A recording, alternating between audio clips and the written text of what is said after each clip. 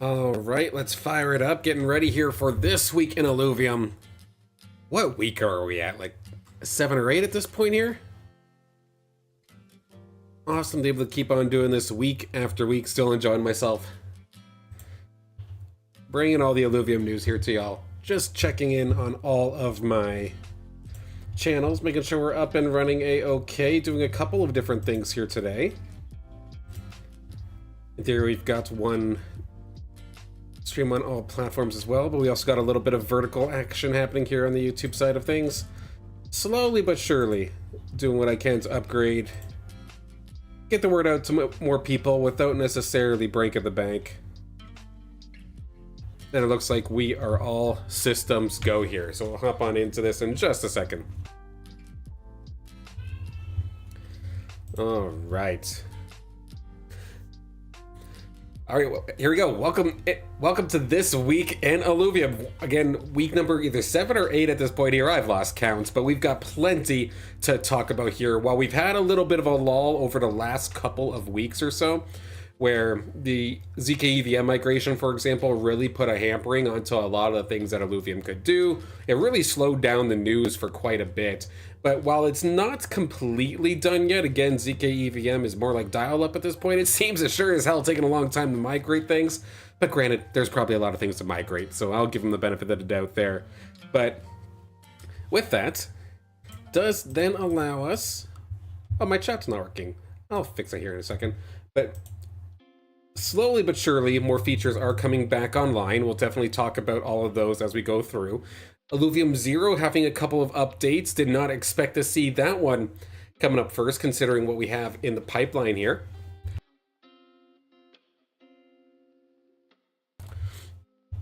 But we've got, again, a full list here to talk about. If we have any time at the end of the stream, maybe we'll hop into an arena game or two.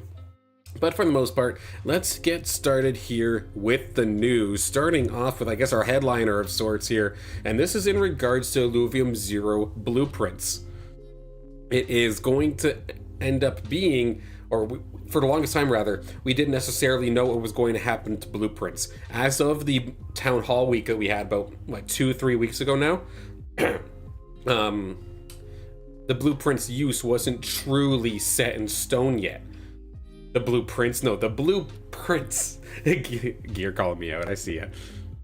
But the actual purpose for them and what they're going to be used for, at least first, has been revealed in an article that was published. When was this? This was yesterday, actually. So it would have been last night.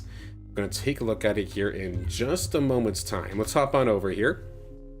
So in regards to blueprints on ZK-EVM, so this one here, again, prior to the migration, prior to, or at least its previous use, before the overworld went down, you would go to your scanners in Illuvium Zero, you'd find the biodata, which of course then would lead you to doing research on the biodata at a research plant, which had the opportunity to score you a blueprint for those Illuvials. They used to show up as suits. There was not just one suit blueprint, but there was, for every type of suit, there was a blueprint associated with it for each Illuvial, which was definitely a tedious task to collect. And then same thing for drones, but of course there is less drones.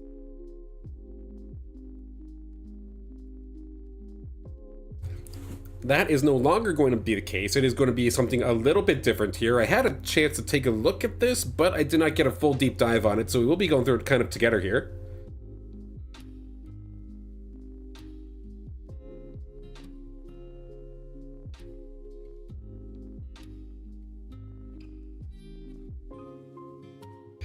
Of course, the cat wanted to escape. Interrupted me again, but here we go. So, with the migration for immutable ZK-EVM. So Illuvium Zero is preparing to introduce a new gameplay loop. We'll talk about that in a little bit here. But the biggest change, of course, affects the blueprints, how they're found, and how they are used. So again, previously how those users kind of as I was describing before. But with it, of course, the blueprints themselves were not consumable. Once you've researched a a blueprint, you basically had that for as long as you wanted. It was just a matter of using your 0-point transducers to then mint them onto the blockchain, if I'm understanding it correctly. Of course, I could very well be wrong. I'm not necessarily a crypto guy, but I think that's how it works. Either way, going through the transducer is how I would find it onto a website that I could use it later. So that'll be, I guess, my way of describing it. The minting costs were fixed with fuel with no curve. And we're again tied to a specific suit and skin type. So how does this work now here? So all blueprints are going to now be consumable. So for on and off chain, when they're used, they're burn reducing the supply. So I imagine we're kind of seeing this across the board with a lot of Illuvium's games right now, where just more and more things are needing to get burned. There's so many players that have been playing for such a long time that have been able to build up such a collections, or such a big collections, but they've not necessarily had something to spend it on. So now with this anyway, there is more and more things kind of coming into the Illuvium universe, whether it be Illuvials with the Illuvium Deathmatch coming up sometime soon, or now here with the blueprints here for Illuvium Zero. It kind of got dropped and then immediately changed. Like, Illuvium Zero players did not have any time really at all to make changes or prepare for this one. I know personally I had a bunch of research labs going and I just ended up throwing away the fuel, which isn't the biggest deal, but yeah, this was what felt like a very, very quick play. There was no chance for anybody to actually prep for this. In regards to finding the blueprints, they're still found the same way, where you scan for the Illuvial biodata, then use the biodata to find the blueprints in the materials labs. The metadata has been simplified, removing the suit and skin type. For example, you'll just now find, at last, blueprints instead of separate ones for like the specific suits or specific skins like we saw before.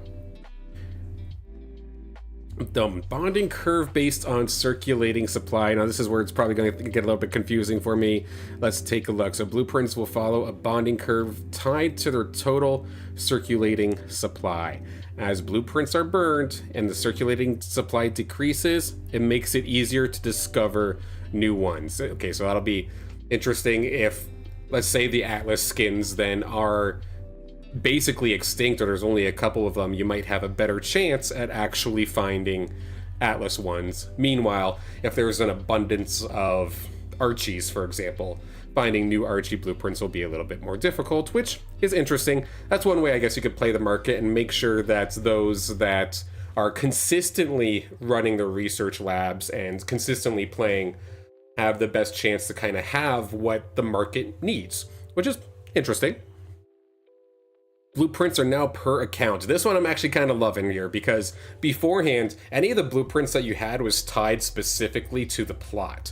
So even though I might have Atlas blueprints on one land, if I wanted to let's say on my Halcyon Sea, if I had Atlas blueprints on my Halcyon Sea, but I wanted to research it on my Crimson Waste, I could not do that. Now you are going to be able to do that as per point 4 here. And then blueprints, of course, are now per Illuvial, no longer per suit type or skin type. It's now just linked to the Illuvial. And in regards to having to kind of give an example of this, I have no better way than to actually just show you here in game as to what it looks like. So I'm going to pull up my Illuvium Zero right here, right now. I've got it ready. So before, when I would go into the blueprints, it would have them all. It was the yellow ones that were the drone, and then the blue that was the suits.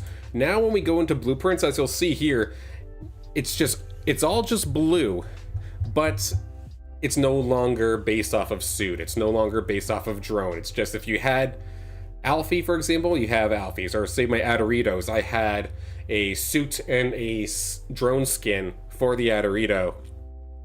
Now it just shows 2 Adoritos, and so on and so forth for the rest of my skins, for example. So as to how this will get used, we can take a look here in just a second. I believe they have that here for us.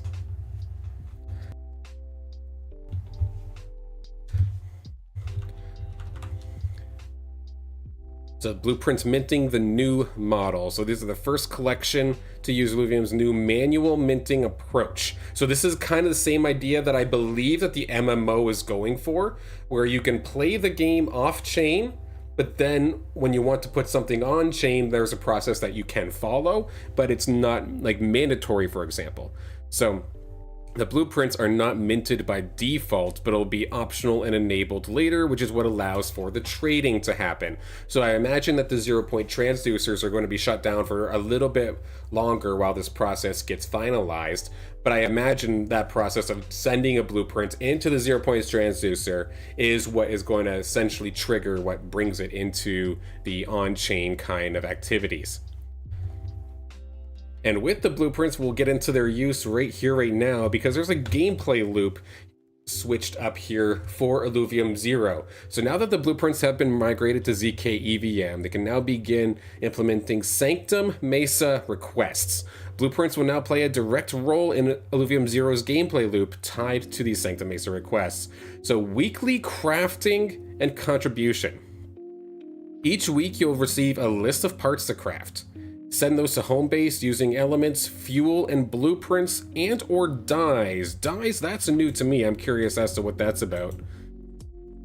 You'll task your builders with crafting these different parts inside of a new Illuvium Zero building. So personally, I'm glad all of my plots have space available for a brand new building, and it makes me think back to the early stages of Illuvium Zero, where they had the marketplace. It was a rather big building. I think it was almost as big as the Nexus, but that would be in like your trade hub of sorts. I wonder if that building is coming back to kind of be the hub here for these Sanctum Mesa requests, where players can craft the skin parts. The blueprints as a part of these skins are burned.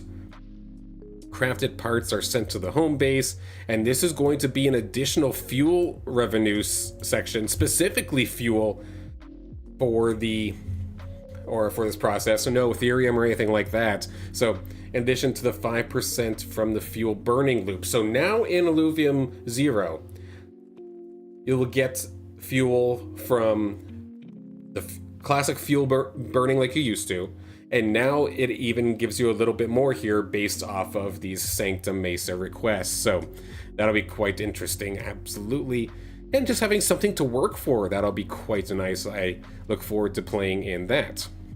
There's two ways to compete in this. So specific alluvial parts, Atlas visor, chest pieces, and whatnot. Recipes require the specific blueprint to craft. So I imagine you need the Atlas, you get the Atlas blueprint, so on and so forth. Compete for up to 1% of the fuel's revenue. Then there's generic stuff, so just, okay, not actually tied to a specific alluvial, but you can use any blueprint for this to get an additional 1% of the fuel revenue. So Illuvium Zero could potentially have a little bit of a way to earn a little bit for those that are looking for that specific thing, but the one thing to note is I believe it said it's specifically for fuel. No, it doesn't actually say specifically, so maybe I could have been wrong about that. Because in the past for Illuvium fuel burning, I believe you had the choice where you can get the fuel revenue, or yeah, the fuel revenue, your share of the cut, for example, as either the in-game fuel for the premium currency, or you can get it into Ethereum.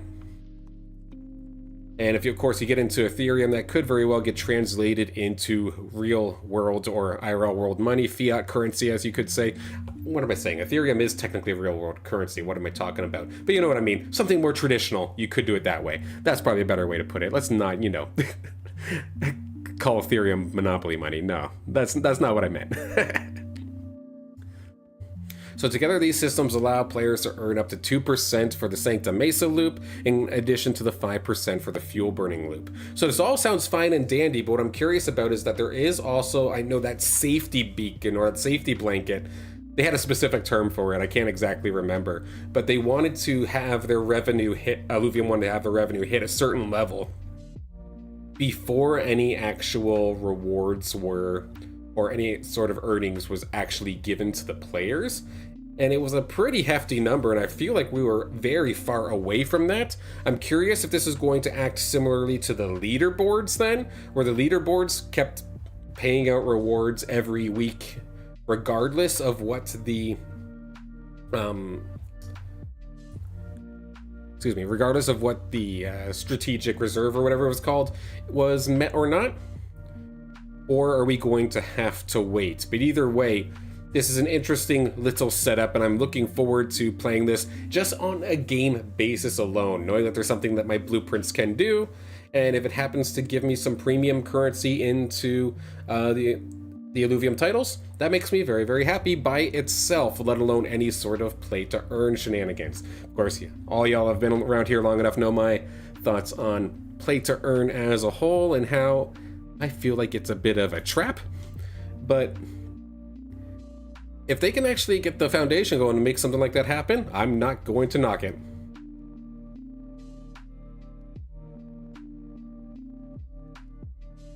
To wrap up here with the blueprint research, so while we finalize the implementation and testing of the bonding curve, they've temporarily disabled the blueprint research. So yeah, like right now, if I were to go try and actually trigger a research session here, it will just straight up deny me. If I recall correctly, research, yeah, it'll shut me down. So as of this moment, say for my plot, for example, I'm getting ready to make some room. Like this plot in particular, I was just being happy the fact that I had a lot of space on a lot of my plots. Meanwhile, I pull up the one plot that actually looks completely full to the brim, so I'm gonna have to do some moving around, to say the least, once the building gets in here. Maybe down in the bottom right hand corner I can maybe make something work by the Nexus, but of course that's not what we're here for. It's not zero strategy time, but this is kind of our opportunity to load up on resources, get your storages all filled up with the elements, with the fuels necessary, and then just get ready for when it does end up coming down, loading up your blueprints and just putting your builders to work, essentially. We're talking a lot about the blueprints. When are you actually going to play it? So with Illuvium Zero specifically here, quickly swap this off here before we switch topics, but for Illuvium Zero, at least for me personally right now, this is more so just busy work. It's basically, I don't want to call it a chore, but it basically feels like that right now because I can't really build skins or anything off of it right now, and for the longest time, other than collecting fuel and just making sure that I was keeping up on my builders, making sure that they were always building, getting upgrades, and keeping all of the resources high, there wasn't something that I could directly work towards for the longest time. It was just kind of farming these blueprints, and now that those are shut down, there's not really a whole heck of a lot that I can do as of this moment. So it did kind of feel kind of chorey, if I'm going to be completely honest. But I am looking forward to seeing what this new gameplay loop introduces, the Sanctum Mesa requests. That does sound very, very fun to me. If that turns into something that gets me, again, premium currency into Illuvium and their games, that sounds fantastic. If that ends up being something that turns into a pretty decent play-to-earn option too, and it's within reason for Illuvium to be able to do that and they're not just hemorrhaging money, hell yeah, let's go for it. Give it a shot. I wouldn't prioritize that part, but if it's doable and it's not going to cost you, why not?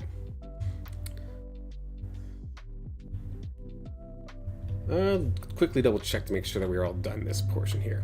Oh yeah, we're not quite done here with the Zero update because there's a little bit more based off of skins. Let's take a look at that one more time here. That's not what I'm looking for. Let's try that again. There we go. Let's bring it back here. So the future skin sale revenue. So the original vision for Sanctum Mesa requests was to standardize, simplify, and boost alluvial based skin sales while sharing the skin revenue directly with the landholders through this gameplay loop. However, given the current market conditions and closure of Overworld and the low skin demand, they're going to delay this part of the feature until the timing is optimal. Let's hope it's not waiting for the same market conditions as learning about what shards actually do. Let's maximize its impact. This will maximize the impact and deliver the strongest rewards for landholders. In the meantime, we've decided to give 2% of fuel revenue for this loop. So let's take a look here, for example, of how this would end up working. The teaser here with this would be for the skins, but of course this isn't technically in the game yet. But the idea, it would feature a specific alluvial based skins, ranger skin, drone skin, or a skin bundle. These would be sold in the shop for fuel. A portion of these revenue from these skins would flow into the special request revenue sharing pool and distributed to the players who crafted said skin that week. Okay, interesting. Create strategic opportunities. Players can prepare in advance by hoarding the relevant blueprints over a long period of time, potentially dominating the pool. Okay, so when it happens to be a skin that you know a lot of people are going to want, just hoard those, you could hoard those blueprints in theory, and then potentially dominate, but at the same time, based off of this new system, in theory, the more of said blueprint that is out there, the harder it is to actually find. So, in theory, if somebody just got extremely lucky and was just consistently researching one specific Illuvial, and was able to just scoop up all the blueprints, or not all the blueprints, but so many blueprints, that once that skin comes out, people might be researching it and they're having a hard time actually finding it. That's kind of interesting. Now, skin loot boxes is another potential. I see loot boxes, I cringe, but I'm going to read this first before I die a little inside. Sold in the shop, these would provide random Illuvial-based skins. A portion of the revenue from these sales would flow into generic requests. Revenue sharing pool, distributed to the players. Okay, so that's where the generic side of things would end up going. Why this matters, it transforms blueprints from a passive collectible to a core component of ongoing gameplay, and the foundation for an improved cosmetic system. Just for very, very quickly going to touch on, I mean, y'all know that when it came to that Illuvium deathmatch, the RNG or the risk to earn style, I was already a little bit like somewhat frustrated. It's grown on me a little bit, but as frustrated at the spot that it's basically gambling. Loot boxes I see in the exact same category, where it's just random skins in a box. Like, especially when, at least in the past, we can just go out. Okay, no, pause. There's two ways this could be done here. If they can keep the loot, if they could keep the way so I can buy the individual skin, like they have here, say with this special Illuvial skin here, but if they made it so that any skin could be purchased at any time style, with able to just buy the outright single, man, you can hear that. That is definitely very frustrating. My apologies for the kids in the background.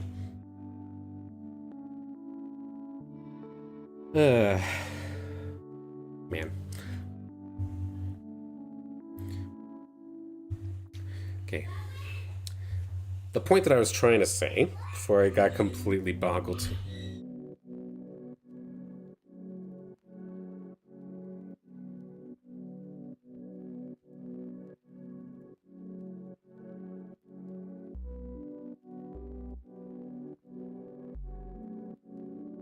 Apologies.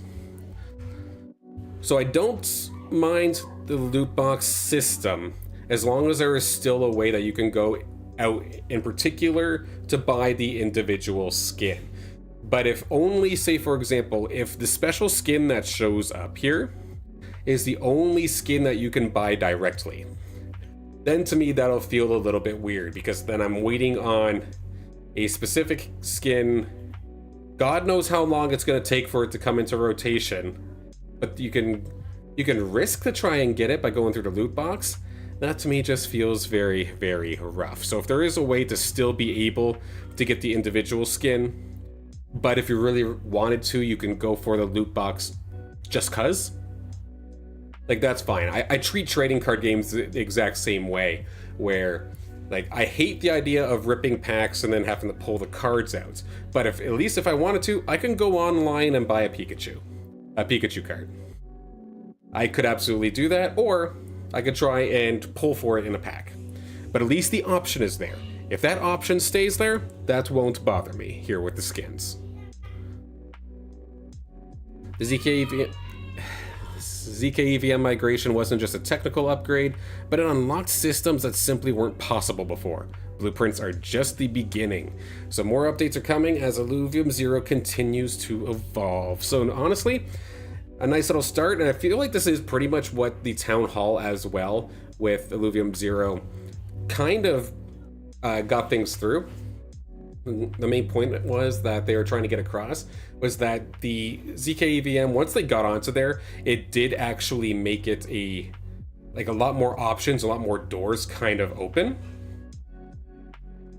and potential features can now be built on. So if this is the start, I anxiously await it and look forward to what's more to come, because of course we know that training gyms are supposed to be coming, but I think I've been saying that training gyms are supposed to be coming for like half a year now. So I'm hoping that this just opens the floodgates, that not everything gets rushed out by all means, but that more can start coming at a steady pace. Now with some of this transitioning and some of the migration being finally situated, this did allow for Illuvivault to get back up, so I'm very quickly going to go over the current arena insights, because of course, as of this moment, we're in a little bit of an odd spot, because we're anxiously awaiting the next patch, which if we base it off of Discord conversations, it sounds like it's supposed to be dropping this week. However, you know me, if I don't have a date, it doesn't exist. If there's not an announcement, it doesn't exist. I don't care if it's the CEO, I don't care if it's a staff member, it does not exist. So I do not brace myself for a patch to actually be dropping right here, right now this week. But I would love to be pleasantly surprised, anxiously awaiting the announcement there for that. And we'll take a look currently at the stats, because a lot of people are in a little bit of a rough spot right now in terms of enjoyment, and I'm not gonna lie, it does include me, and it's a lot of times because of this right here. Currently in the community, if you stack 3 of these things, the calculations for your attack damage does not actually work properly. There is a bug going on currently that basically makes it so that whatever you put this on pretty well one-shots every single Illuvial it touches. And unless you're strictly organizing a session with people on Discord to then hop into ranked, you cannot trust that there are people not going to abuse this, including some top players on the leaderboard, which is why I'm not even actually going to go on the leaderboard right now, because I guarantee a handful of them up there are just abusing this garbage, and I really don't want to promote that. So we're not going to necessarily go over that in particular here today. Because you can see, it's labeled as a 29% win rate, but it's more so because basically everybody is using it. If I hop my win rates, however, I guess it's going over to the imprint, so it doesn't necessarily show what I'm talking about, but this is the troublemaker, so to speak here. Other than that augment, though, no surprise to see the Restorating Impact Reactor with the health and resistances continue to go through just for additional sustain, hyperforce, charge force, and resonating pulse, wrapping things up. A lot of attack damage, magic damage dealers, or the Omega power damage dealers, having a little bit of a hard time still in the current state of things. But if we hop on over and take a look at how about our weapons, what are people actually playing? The most winningest team composition seems to be an Aegis comp, oddly enough. We got Verdant Aegis coming out here with the Elderwood staff, pairing up with either Blotto or Crunk, or you could potentially even go for, is this the Verdant Templar style, looks like, by pairing it up with Foris. So definitely a couple of options there. Shadow Maul showing up a lot more with a Mystic based composition with the Archos, the Lynx, or the Virtuous Zephyr Lynx, oddly enough, and the Geyser also being here. So you've got Mud, you've got Bloom, and you've got Dust, all taking advantage of the Shadow Maul to be a potential Mystic team composition. Strike Boomerang going to be showing up here in third, as we do have the classic Inferno Arcanites coming on through, but you do also have Wildfire Templars coming through, alongside as well what looks like Magma Arcanites. So that is 3 sick compositions for the Strike Boomerang as well.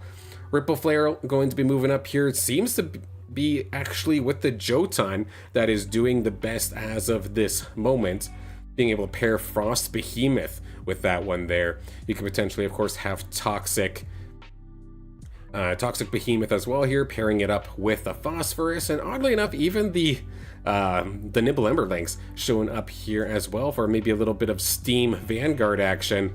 Then last but not least, we have more Mystic, oddly enough, Magma Mystic coming on through here with the Flame Warden staff, but you do also have the potential for Enchanter Inferno as well as Wildfire Templar once again. So Wildfire Templar being on this list twice, interesting enough.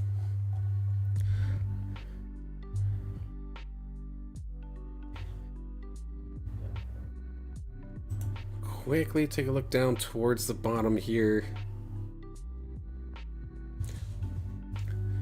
One augment, oddly enough, has like a 100% win rate, so I do want to take a look at that. So the Psionic Barrier, oddly enough, is the only augment I've ever seen with a 100% win rate, getting just Omega Power as shield.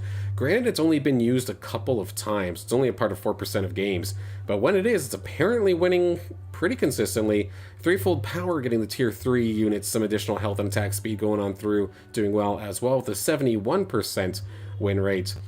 Getting additional health with the health package, going to go up to 67. Then we do have Refresh the Flow, just getting additional energy costs refunded on Omega. And then to round up the top 5, the Energizer, just getting the flat energy regen. That's everything in regards to the arena insights, but of course that wasn't the only update that we did actually hear about this week. We did also get over on the 15th. This one kind of flew over my head, but I wasn't streaming anyway, so I wasn't really necessarily notified about it. But let's take a look at this one here in just a moment's time. Because this is in regards to Illuvials gaining experience. Because in the past, basically, we would get up to level 60. Of course, level 60 would take forever to actually get to. But now, of course, we do have experience boosters coming in. So Illuvium did implement basically what they're calling a prestige system. Now, what it kind of baited me a little bit is when I hear prestige, I think of Call of Duty, where you basically start all the way from level 1 and then go up to max level again, and if you do so, you get a badge or some sort of cosmetic for your system. So I'm thinking to myself that, okay, these Illuvials, for example, they're not going to maybe go down to level 1, but say if it takes the same amount of experience to go from level 1 all the way up to 60 again, maybe if it completes that, then all of a sudden it gets a flare or a little bit of a cosmetic. But no, it's actually just more leveling and more stats, so it's not actually prestige in the slightest, it's just harder leveling. It's just a harder leveling curve. So, in regards to how the Illuvials get experience, let's take a look here, because this is actually in regards to when you're in the arena itself, like how is it actually calculated? And there's a hell of a formula here to the point where it's actually going to boggle my mind a little bit to try and go through this, but I'll leave it here on screen here for just a second if you want to pause the video or screenshot to see exactly how every single round calculates experience. The main point of it all, though, is that you have to actually win the round to get the XP, so just constantly losing gets you essentially nothing. In regards to your statistics, every level gets you 1% of the following stats. Of course, that's being your attack damage, your Omega Power, and health. Things like attack speed, for example, does not scale. Movement speed does not scale, nor does your resistances. And there is a table here. I'll have this in the description afterwards, after the stream is done, so that you can get the link to this if you want to take a look at it for yourself as well. But I'll slowly kind of scroll on through the differences in regards to how much experience you need and how much of a stat boost it does actually give you in those scaling stats. And it basically is just 1% every single level, and it's matched on the level. So 45% boosts all the way up to 60, of course. Now, prestige levels, so it's going to make it so that trying to get to level 61 takes the same amount of experience as going from 1 to 60. But unlike the prestige system that I would think of about Call of Duty, for example, where it's more for style, no, as you can see, the stats continue to grow. So this isn't prestige at all. This is still basically making it so that, let's say if level 100 is the max level, which it very well may not be, They have it going all the way down to 100, for example, but there's been at least talks in the Discord, which again, if it's not actually announced, I'm not going to take it as gospel. But what it sounds like is they're kind of open to the idea of there being unlimited leveling. So, in theory, there is no max level. You just keep pushing, and I know, at least to me personally, I'm scared for this change. Like, I get it, because the actual time it's going to take, like going from 1 to 61 and then having to do it all again to 62, like this is going to take a ridiculous amount of time for a very, very small statistical boost. But even still, in my opinion, like, don't lie to me, don't call this prestige. That's not right. These are not prestige at all. This is still leveling. This is still affecting actual gameplay, to the point where, say, a couple months down the road, somebody's just trying to get into the game and they're going up against a level 80 while they have their Illuvials sitting at level 30. In the current patch, with my Illuvials hovering around, say, level 40 or so, I can challenge those with level 60, 61. I personally am not going to be able to challenge 80s, 90s, or 70s, or high 60s even. Eventually the stats are just going to be too much to actually be able to play around, which to me scares me, to the point where this game turned into Rise of Kingdoms, basically, where as long as you can keep tapping your card, you have plenty of time to just keep grinding away, especially if new experience systems, because I know there's talks about possibly being able to burn, or like essentially burn off your Illuvials, get rid of them to take that experience and put it into another Illuvial. If all of a sudden people are taking that to the point where they're getting into these like high 80s or into the 100 or multi-hundreds eventually, how does somebody new start off with that? Of course, for tournament play, it is what it is. It's kind of to be expected. But then, say for ranked modes right now, for example, our player base currently is not that high. So no matter what, if I started a fresh account, I could wind up playing the #1 player in the world. And if I am playing up against #1 player in the world who has level 100s, there's something missing kind of currently right now to get them attached, so to speak. It's like if anyone's ever tried to play a fighting game online. You hop onto ranked mode prior to there actually being matchmaking, and you'd go up against a tournament player and you're just kind of having fun playing around and whatnot. You don't even get an attack in and you just die, and that a lot of times turns people off the game completely. What I find, at least personally in my own circles, is that when people are getting like beaten down that bad, their first instinct is not, I need to pay more to catch up.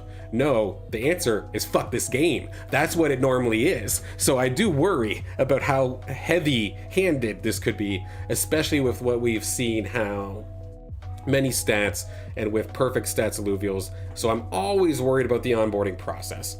But in the end, it allows for leveling beyond 60. Granted, it takes a long time, but between the XP boosters coming on through and the potential at other XP systems in the future, with say training gyms or potentially alluvial burning, whatever it happens to be, there's the potential that we start seeing some pretty high numbers, and I do worry about newcomers coming on in. But if we get enough of a player base to where they're always being match-made newer players against each other, say they have a matchmaking based off of collection level, maybe something like that could be a nice balance. But we need the players to be able to do that. Right there, that's not here, so whenever this goes live, like my one short said a couple of days ago, it could very well be a slaughterhouse. And that's why, personally, as much as I love this game, I have a really hard time telling people how to get started in this game, because it is very unforgiving, especially right now since you can't actually catch your own Illuvials. You have to buy right off the rip, and if I'm just telling you about something for the first time and I'm telling you to buy something immediately, that just feels bad.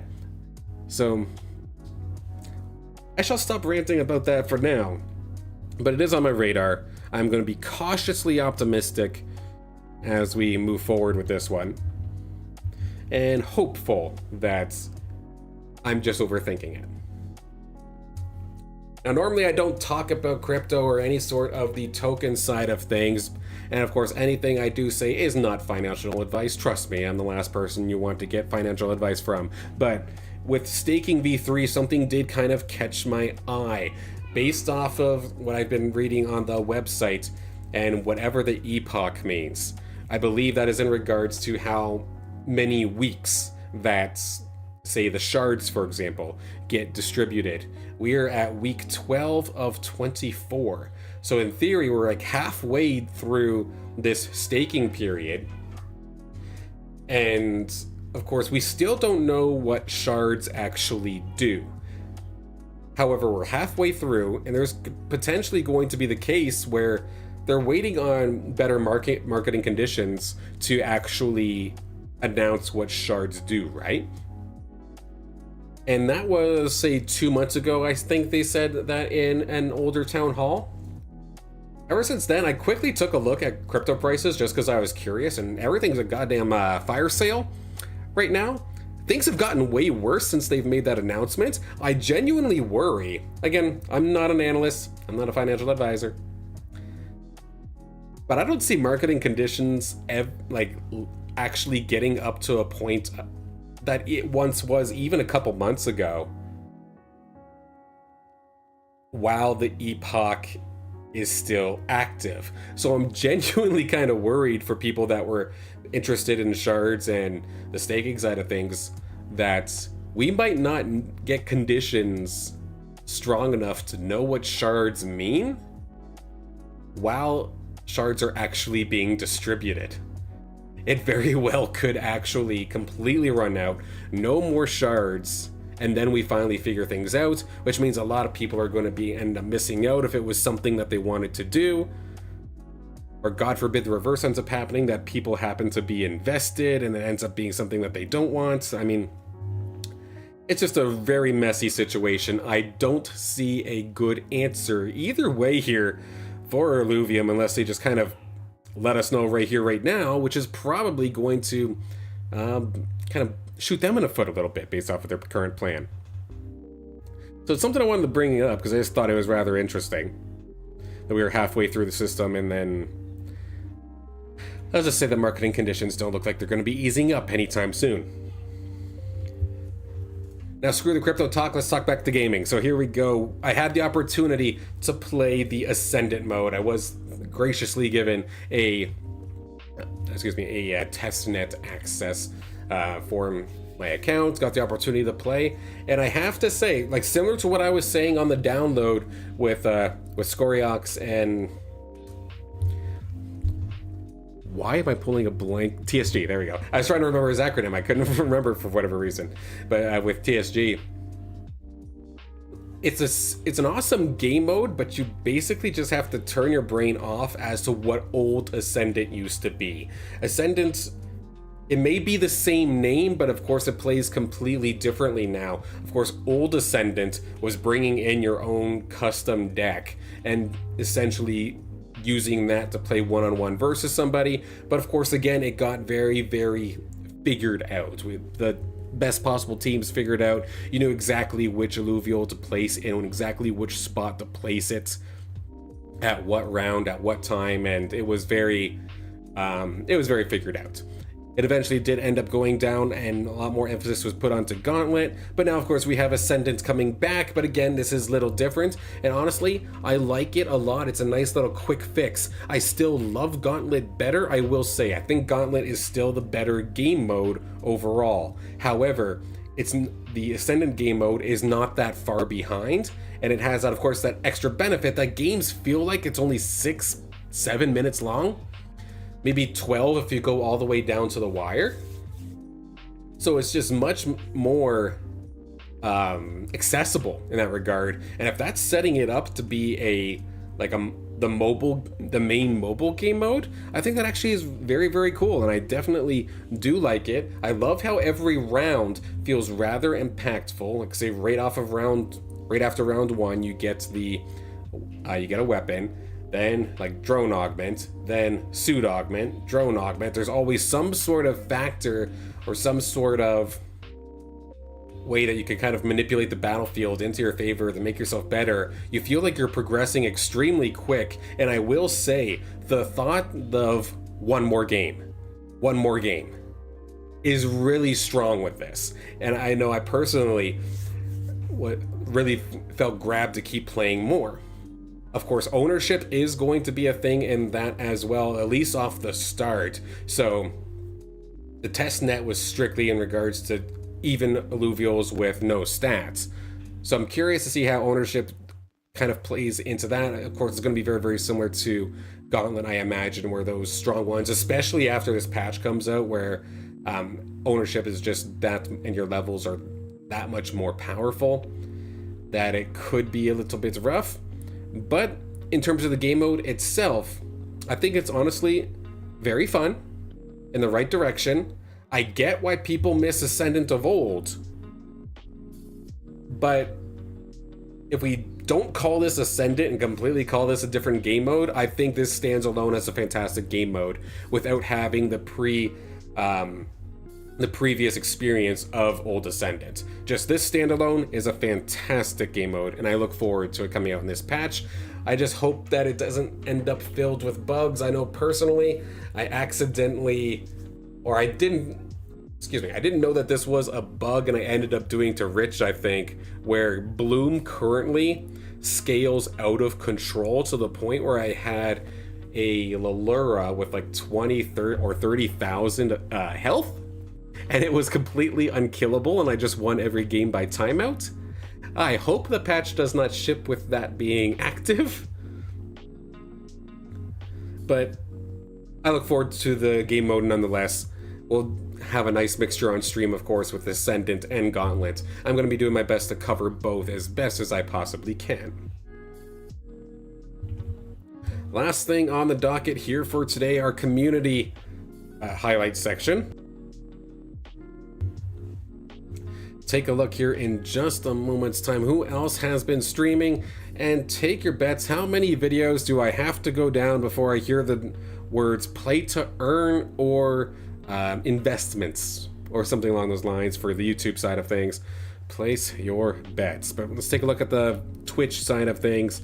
It is, of course, pretty quiet as of right now, other than myself, Big Man JB, holding the line on that Illuvium grind. Shout out to Big Man once again for continuing to stream some Illuvium. Then if we hop on over to the YouTube side of things, we of course got Scoriox as the download from last week. And if you answered 2 videos down, well, there you go, there you have it. And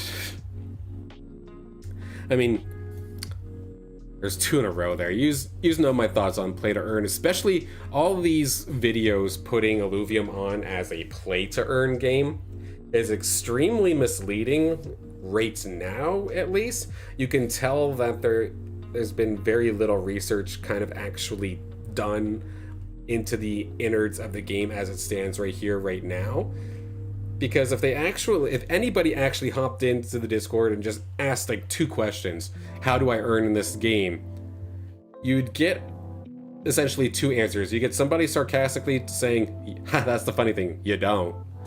Or you get somebody giving the actual answer where it's kind of on pause right now since there's no leaderboards, there's no rewards of any kind, and we're trying to fill up the safety net of sorts, or the safety reserve, before revenue distribution becomes a thing.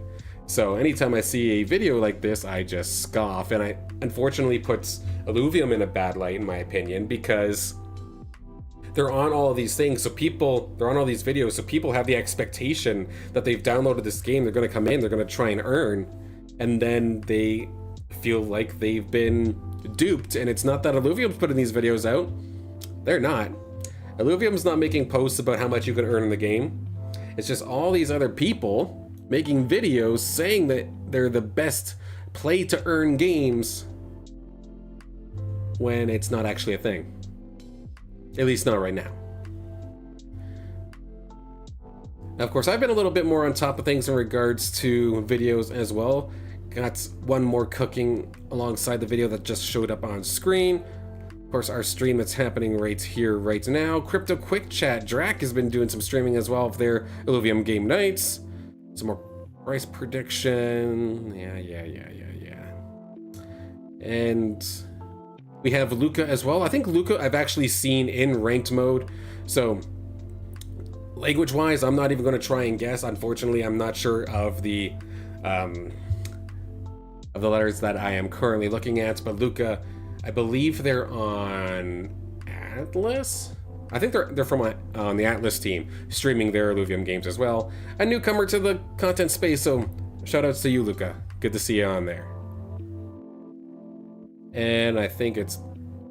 we got Luca again, but then otherwise it looks like it's pretty well downhill from there. So we'll hop out of that one.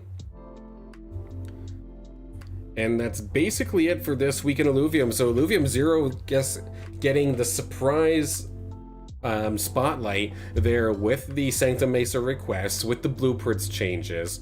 That got, or at least personally, has me rather excited. Knowing that this arena patch that does have Ascendant on it, and all of the reworked augments and affinities, and even reworked Illuvials, of course, making it extremely excited for at least me personally. I cannot wait to hop on in and play some of that. But for the very moment, otherwise, a little bit quiet on the content front, but that is a-okay. But that is it for the This Week in Illuvium side of things, and I still have about another hour left, so we'll hop into the arena in just a moment's time. Just gotta get that all situated.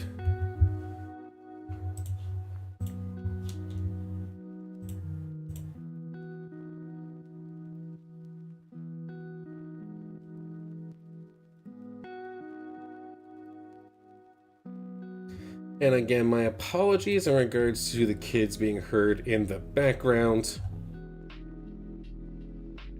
Definitely rather frustrating. I might need to switch back to the old time slot, just so we don't have to deal with that. But we'll figure that out as we go along.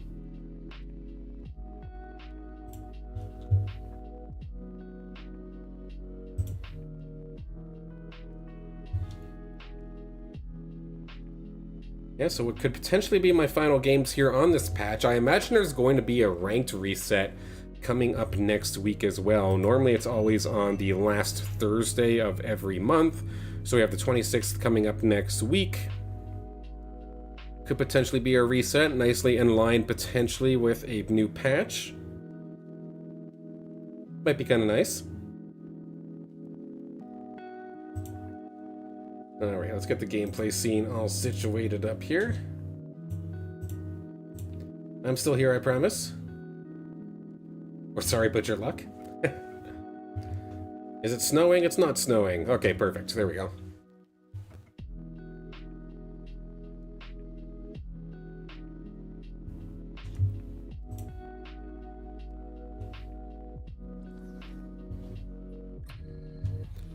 Let's see, I'm wearing red today. Let's switch our suit up. With which drone, potentially? Which one? We'll rock this for now. Let's get in there.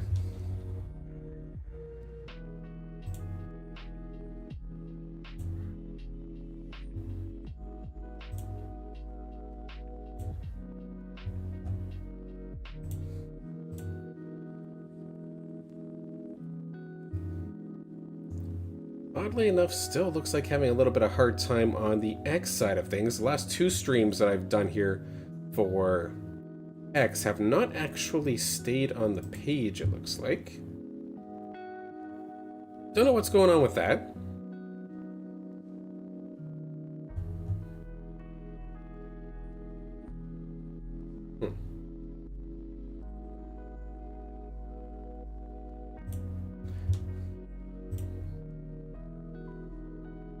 One sec.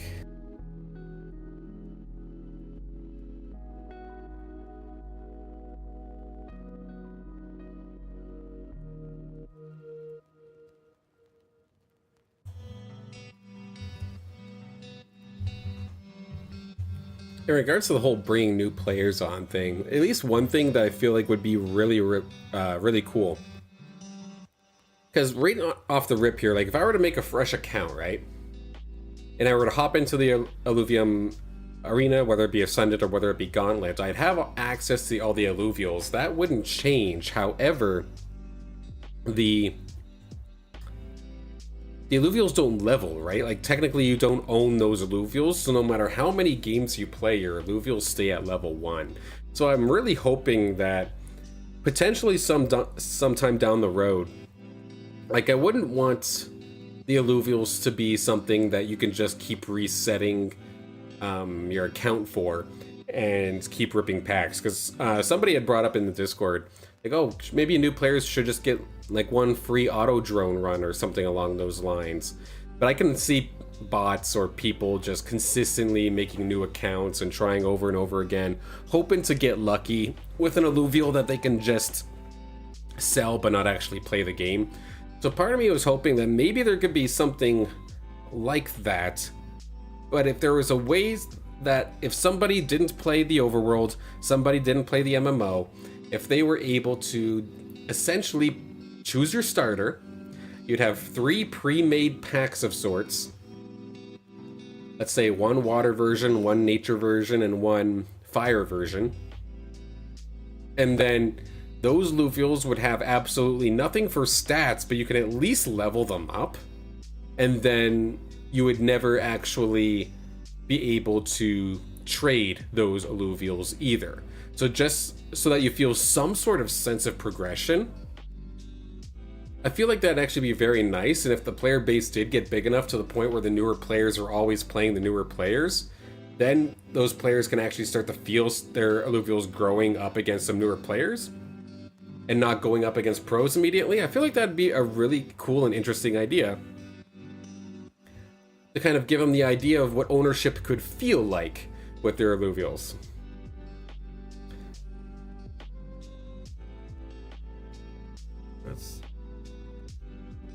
Axel, how's it going? Hello. Hope you're having a fantastic day so far.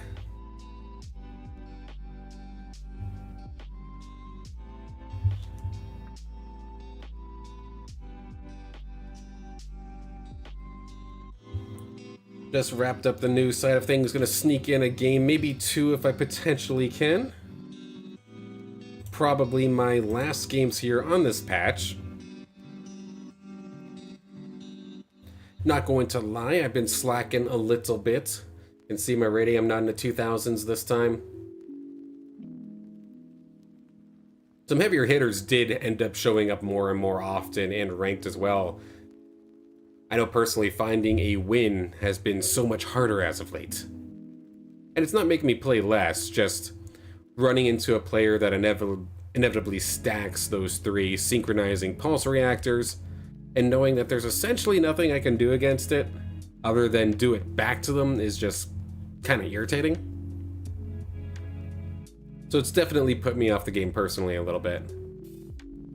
For at least grinding it. I still have fun playing. I still love coming on in here a couple times a week and playing around with my Illuvials, getting to play with them all and whatnot. But the urge to grind definitely, for me anyway, slowed down a little bit. I'm hoping this new patch can reignite the fire, so to speak. I'm still having fun when I am here, don't get me wrong. But patch was definitely a turnoff, that's for sure. Or the bug, rather. Exploit, whatever you want to call it.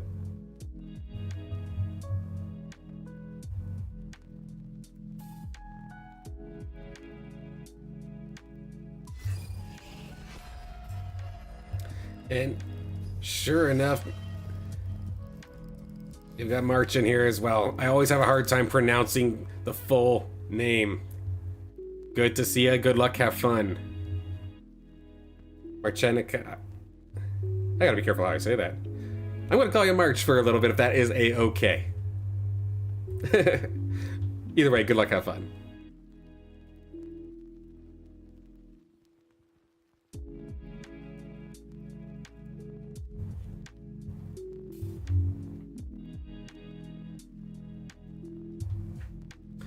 This music is too slow for some actual action. Let's get this fixed up here.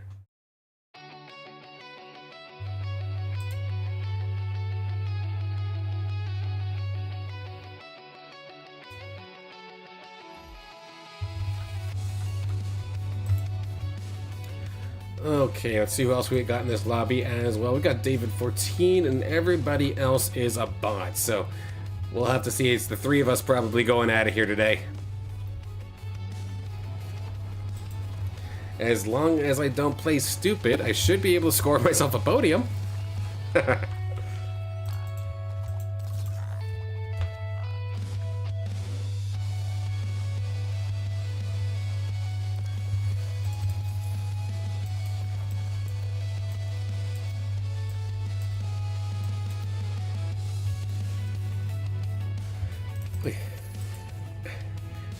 This is where Silent loses to the bots. Yeah, basically. Especially going into the next patch where bots are actually going to have Illuvials that have levels on them and have potentially some stats as well. Because I believe it's now going to take the entire lobby's like average skill level and... not skill level. The entire lobby's like TPI level of their Illuvials. So like say their IVs, for example, they would have a balance in that regard.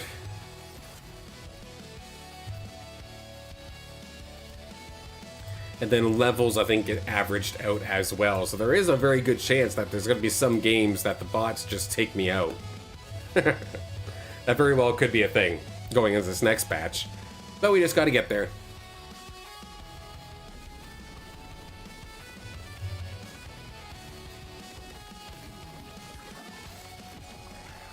Seeing them at level 4 here would normally get me nervous, but again, this one is a bot, so we're just going to be able to out-level. And this is kind of what I worry about for the new way ownership is going to end up working. I'll get onto that point here in just a second. I need to check and see what everybody's using for weapons between the three of us. David, no weapon selected. Marchen going to be picking up the Scion Shield. I'm going to pick up the Ripple Flail. And maybe we do some sort of Aegis, because this style of Aegis is not going to be around much longer. In an effort to make the game simpler, it's no longer Aegis putting all of their stats into one Illuvial and just basically supercharging it. It is now going to be pretty much that Aegis units give shields to allies that are next to it every couple of seconds, I believe. Definitely a different playstyle. I know even when I was on the test net, I kept trying to play Aegis as the supercharged way, and it's like, no, that's not how it works anymore. And I was just putting myself into bad positions. Well, let's see. If we got Aegis, we could potentially go crazy with Glass Cannon. Let's try something crazy, why don't we? Glass Cannon it is. Pick up the Resonating for a little bit of additional attack speed. Let's give that to our little Lynx. Tank up our Caribou. And call it good there. I imagine within the next couple of rounds I should be playing either David or playing Marchen at some point here. But how, like say these bot games or these bot rounds for example, where I'm just running it over, even though I'm a level down, even though like I don't necessarily have a team composition built out, this is what I worry what eventually Illuvium can turn into if people are just allowed to unlimitedly, like just endlessly scale to the point where even someone like myself who's been playing this game for 4 or 5 years now, if I can't even remotely attempt to compete, it would make me extremely nervous.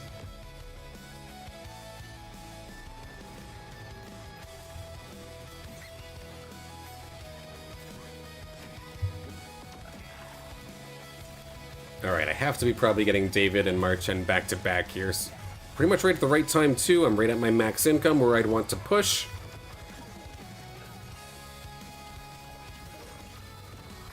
I need to actually sit down and theory craft some teams though, because as a part of the next patch, a lot of these like end goals, like how I would normally get 5 bulwarks and then all of a sudden get the reflected damage, that's no longer going to be a thing. It's just purely going to be health, for example. So it's no longer really necessary to truly max out on a certain affinity or a certain class, for example. Of course, the biggest bonus is at the very end, so maybe you do want to lean into one. But you don't necessarily have to, if that makes sense.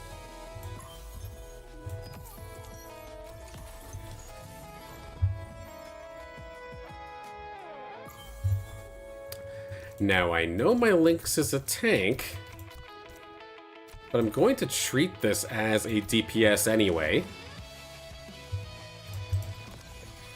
Level up here. We potentially get some backup. We do need Archie in here at some point. Finding our Lynxes, I'm going to go all the way down to 70. There is another tank. We'll add you into the mix. Kiradulo is here. And let's see how we do against Marchan. Looking at... that is a pretty nasty TNT. It is going to be hitting me like an absolute truck. Beautiful snail.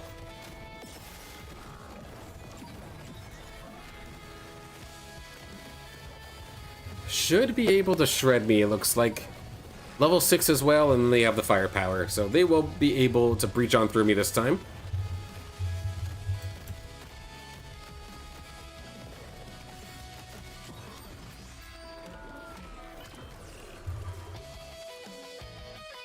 One more Lynx. Can we find a couple more? We absolutely can. There we go. Stoic Terror Lynx online. One of my better Lynx is at that. Love to see it. I've got 5 tanks already. I could potentially add Hetty in here for yet another, but 4 waters? That's kind of nice, I'm not gonna lie. Up against David right here, right now. David does have a lot of level 1s. So I feel like my Lynx should be able to just... oh my god, it nearly just one-shot the Rye with its Omega.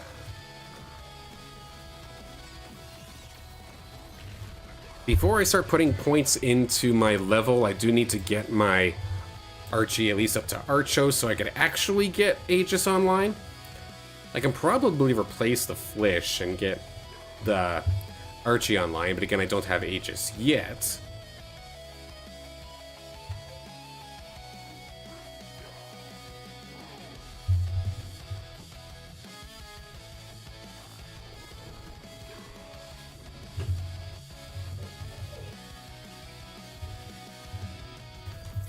One more Hetty. Okay, Axon is here as well. That's a nice find.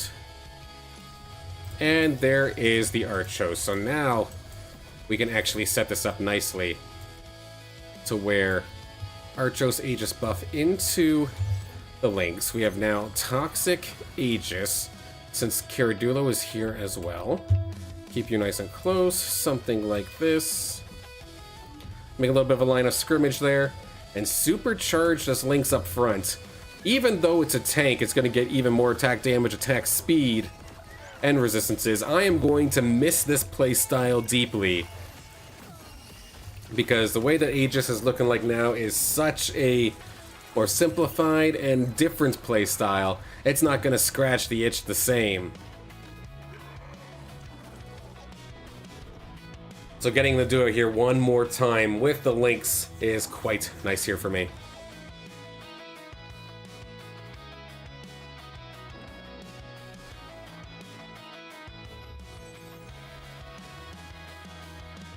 Do I want to keep the toxic side of things? I think I do. I'm just going to get some more health instead. Could very well push to switch for maybe Tsunami Aegis if I really wanted to, What does it look like across the board here?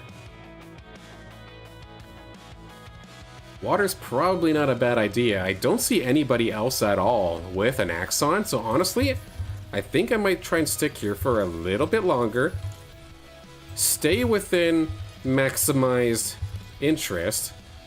But we already got another Axon. If I could potentially turn this into Tsunami Aegis, that might be pretty fun.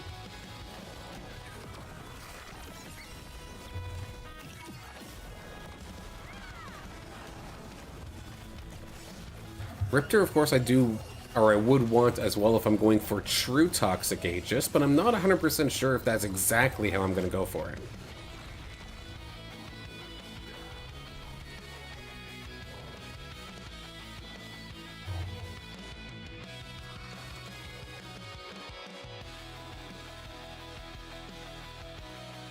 Thinking about it.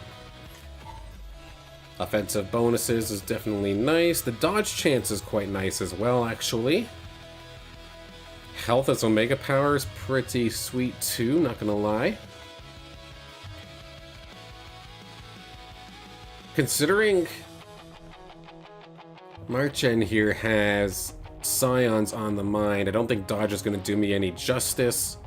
Let's try max health as Omega Power. Let's scoop up Riptor.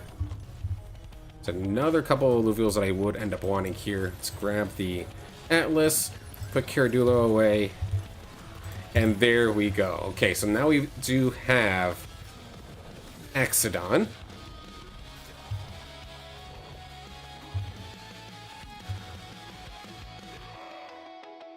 That part is good. Let's scoop up, let's see, more shields. Let's do that, sure. We can switch this up. How do I want to do this here? Do I make the links to DPS?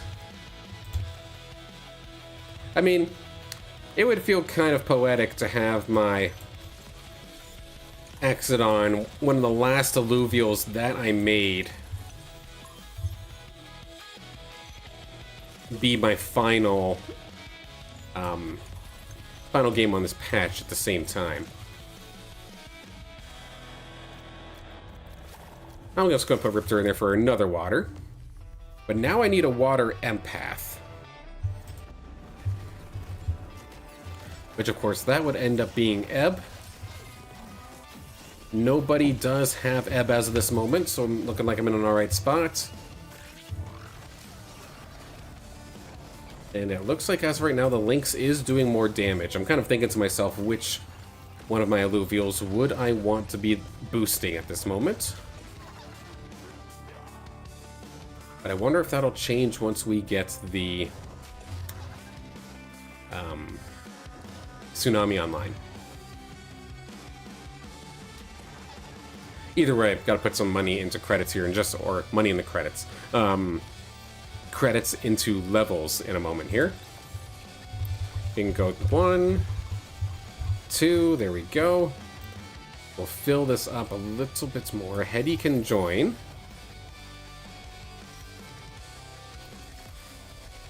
Potentially do something like that for the time being. And I don't... Oh, we do have Ebb. There we go.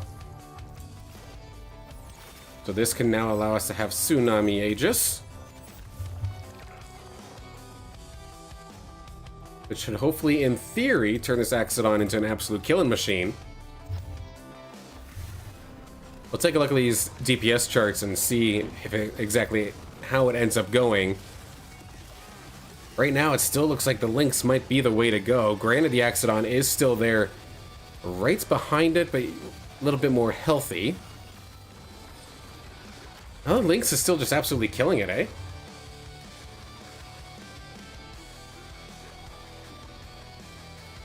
Might very well be the way to go, then.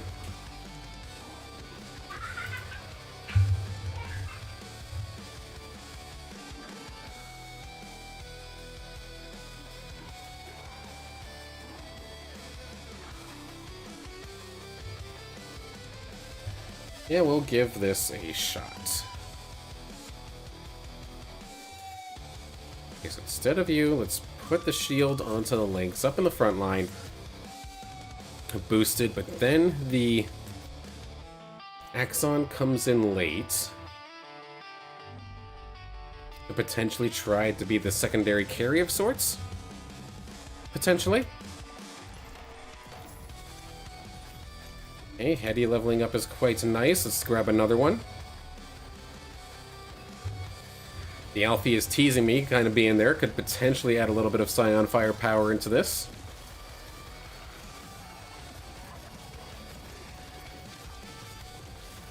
But it might be just kind of the time for me to actually pause and maybe let for some of these other players die out here. Because like, say Riptor, for example, it's being contested by the player that I was just going up against. There's a couple of Riptors actually here as well, so me trying to roll for it right now is going to do me no good at all. If I were to try and roll for Crunk, I'd have to at least wait for Snack to be taken down, which should be the next round in theory.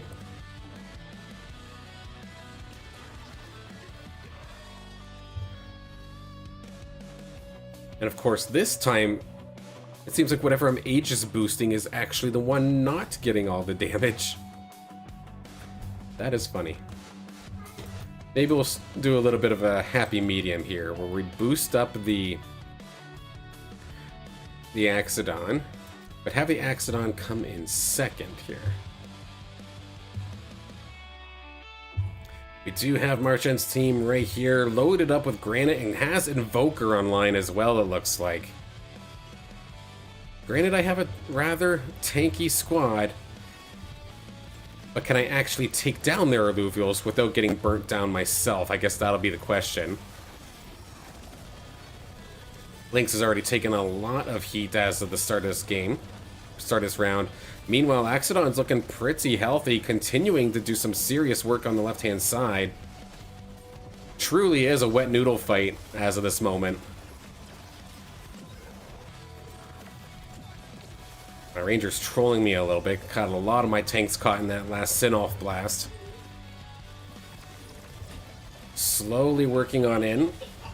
Ebb will get taken down, and it did go through my Axodon as well. So I think we will still end up losing this one. The timeout is not going to go into our favor.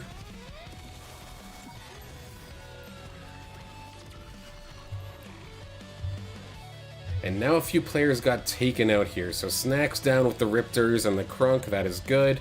What else do I have to wait for? Do I have to wait for anything else? I guess it'd be Spear with both of those as well. How many do they have? It's just the one of each. I can roll on that and probably be safe. I'll wait until this NPC round's done, though.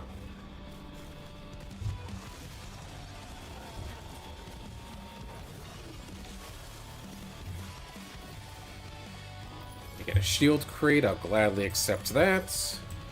Another shield crate. Additional health. Do we just go full tank, potentially, on Axodon, or onto the... Maybe onto the Lynx, rather. Energy reduction, no, let's do the AoE. Let's switch all of these over to the Riptor for the time being.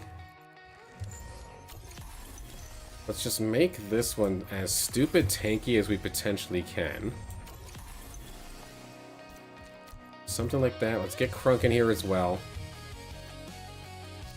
You'll get Aegis buffed. Let's now start looking, see if we can maybe find Hetty. There's another one.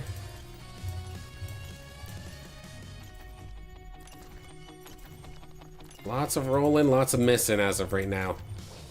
There's the Ebb. We'll gladly take that. Riptor is going to move up into a Toxic Illuvial now. There we go. So we've got Tsunami and Toxic online. And with getting that Flood as well, we do now have an additional Tsunami. So it's going to make the Axodon even more powerful. And very nice here that Axodon's kind of in the perfect position to just deal with the Umber like it's no big deal. Cleaning up these fights, so it's just going to essentially be down to Marchand and myself.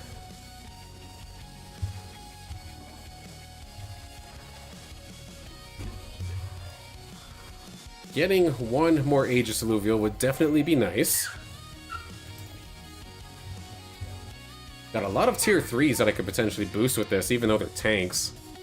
You mean I didn't lose to the bots? No, we're beating those bots badly.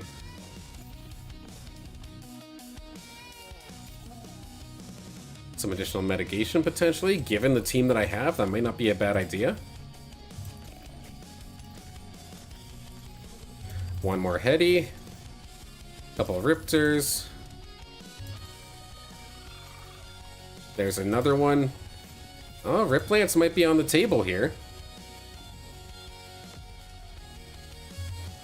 If we do get to a spot where all of a sudden I do find Riplance, then all of a sudden that for sure becomes the target that we Aegis buff.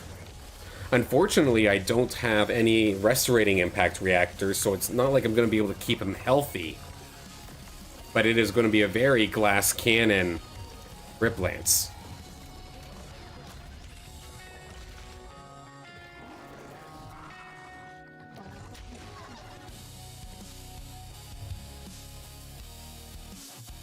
Okay, there's Marchen again. Let's potentially move our guys around here in a second.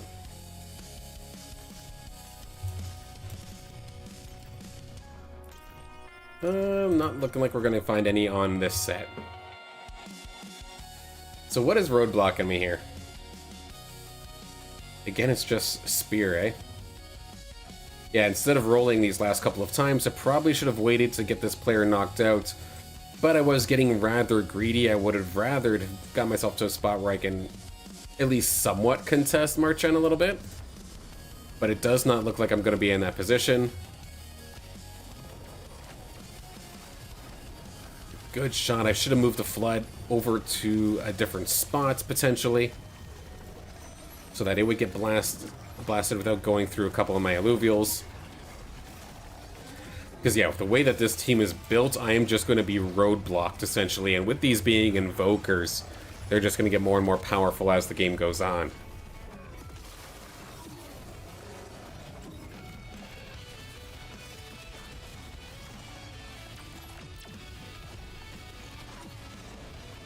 Yeah, my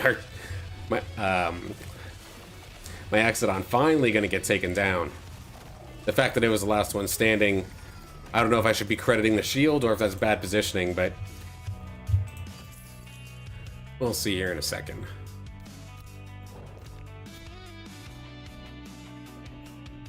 Yeah, so we get the knockout blow here onto Spear. That's going to be able to put all these Riptors back into the pool. The Krunks as well, and then I should be able to, in theory,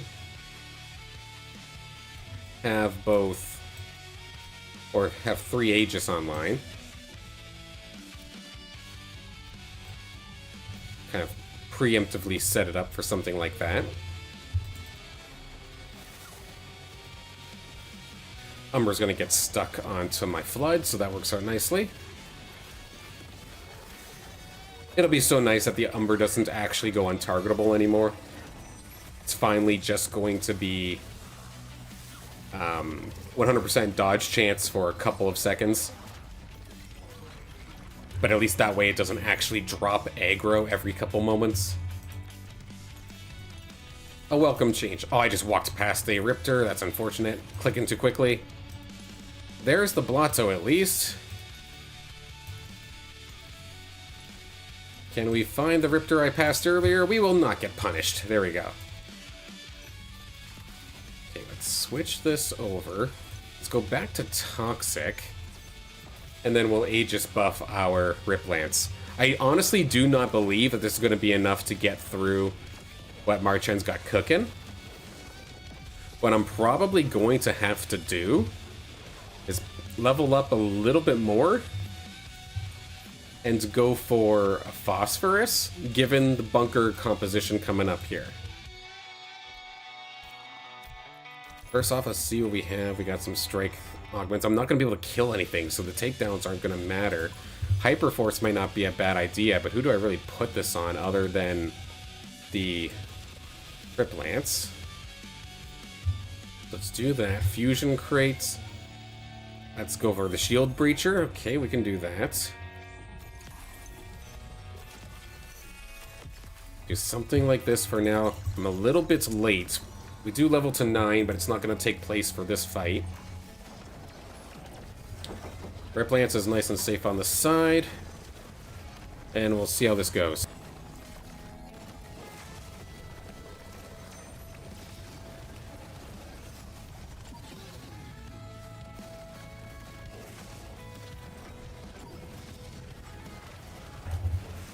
Alright. It took forever to actually take down that Titanor, but we are actually kind of getting through this front line, but I swear, my team is going completely out of their way to go for tanks first. Even though this Rip Lance is on an absolute tear, and it's not going to be able to get the job done.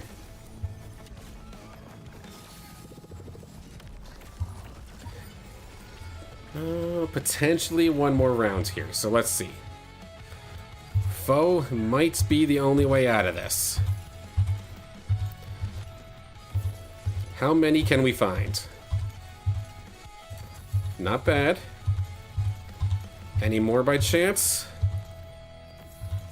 Oh, we're getting close, but we're gonna just barely get short, aren't we? Yeah. So, Boris could come through. Let's give the damage augments over to Boris. Do something potentially like that. Close, but no cigar. Let's see. I like the idea here with what Marchand did end up doing. Split up their composition a little bit better. And unfortunately, I'm just going to end up dropping a ball, it looks like, because first off, it's going to be Forrest actually taking all the damage. And I trapped my Rip Lance at the same time, making it so they can't actually hop into the fight. Flood is not tanking a damn thing. It's the Rip Lance tanking it. If I'm lucky, maybe we get one more shot at this, but this, in theory, should be a decisive win here, I think, for Marchand.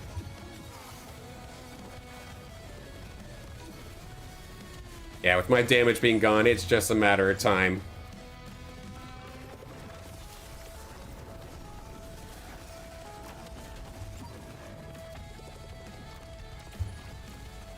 The overtime ticks on down. How badly am I taken out? Not quite yet, actually. Maybe I get a second chance at life. We're going to be one foe short, it looks like. Unless... No. Unless... Nope. Almost. So how do we deal with this? Potentially got to just kind of squish all of my tanks over to the side here. See if we can potentially let them all kind of go through the left-hand side. I don't move my damn flood again. And I still trap my Rip Lance. You can tell I'm rusty, that's for sure.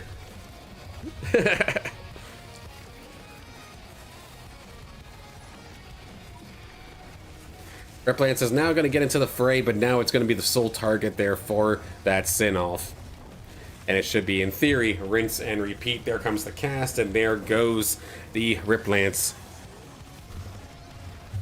So Marchand, Nika, nicely done.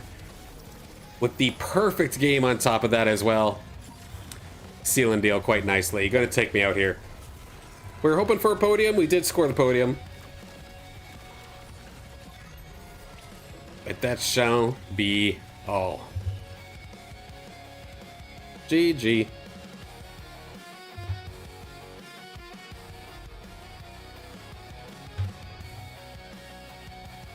But this is the point where I'm going to close things down here for today. We've got a bunch of additional videos that I do need to cook up, hopefully before this patch does come out.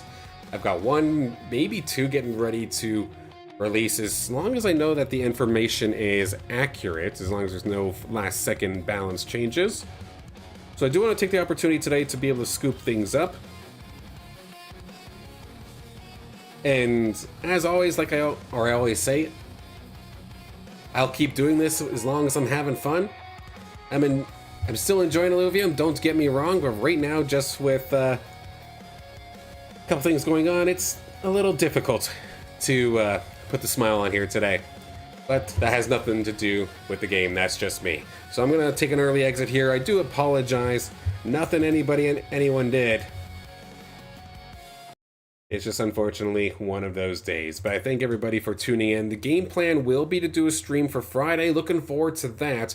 Whether it's on the old patch or the new patch, we will do, again, our Rank Up Live, casting your Illuvium matches and kind of showcasing you as best as I possibly can. Hopefully, it ends up being on the new patch. But if not, it means we're still working on it, so it is what it is there. But until then, again, big thank you for tuning in. And thank you especially for tuning in for This Week in Illuvium. But I will catch you on the next one.